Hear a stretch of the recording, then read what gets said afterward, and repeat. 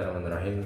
Assalamualaikum warahmatullahi wabarakatuh. Alhamdulillahirabbil alamin wassalatu wassalamu ala asyrofil anbiya'i wal mursalin sayyidina Maulana Muhammadin wa ala alihi washabbihi wa barik wasallam ajma'in. Langsung saja, perkenalkan nama saya Aryo Octavian dengan NIM 201200107. Di sini saya akan membawa materi usul fikih 2 yang mana materinya tentang lafaz yang tidak jelas maknanya.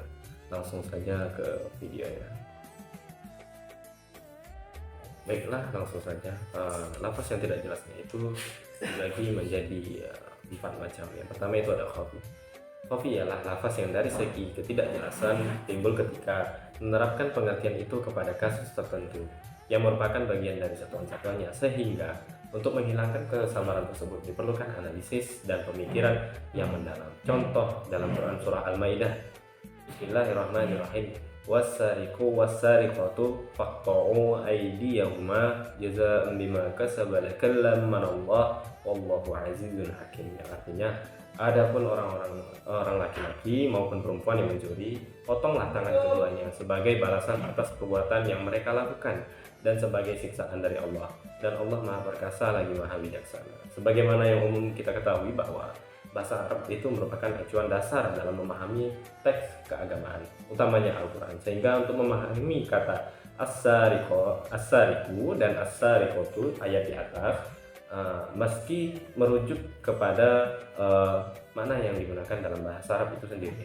Dalam hal ini, yang disebut dengan sarik adalah seseorang yang mengambil harta orang lain secara diam-diam dengan ketentuan barang yang dia curi mencapai kadar yang telah ditentukan dan dicuri dari tempat penyimpanan yang layak.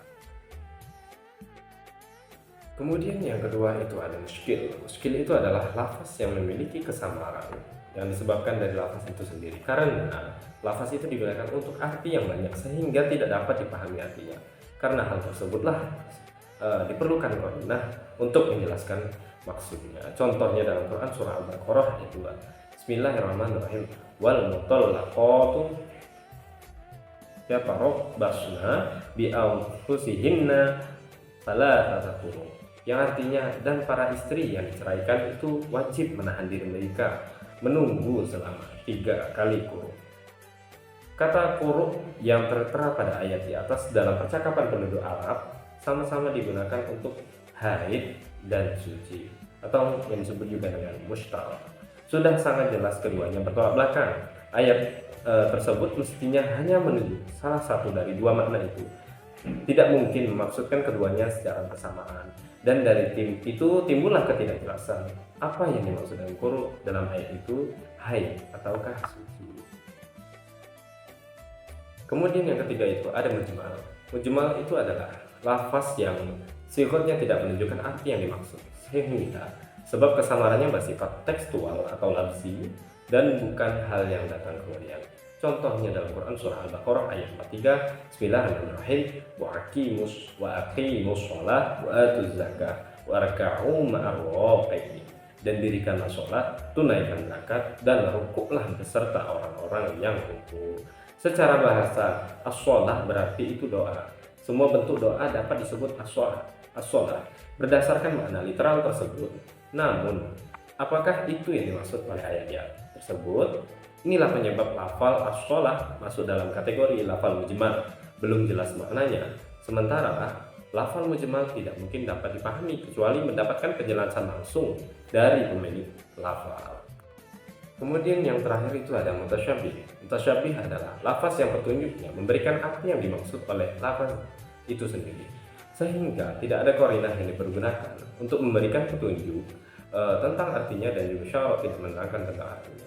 Ulama mengategorikan mutasyabih menjadi dua macam. Yang pertama, huruf-huruf yang berada di awal beberapa surah dalam Al-Quran atau disebut dengan al-ahruf al-muqatta'ah. Dan yang kedua, setiap ayat yang sekilas menyerupakan Allah dengan makhluk itu. Contohnya dalam Quran surah Al-Fath ayat 10, Bismillahirrahmanirrahim.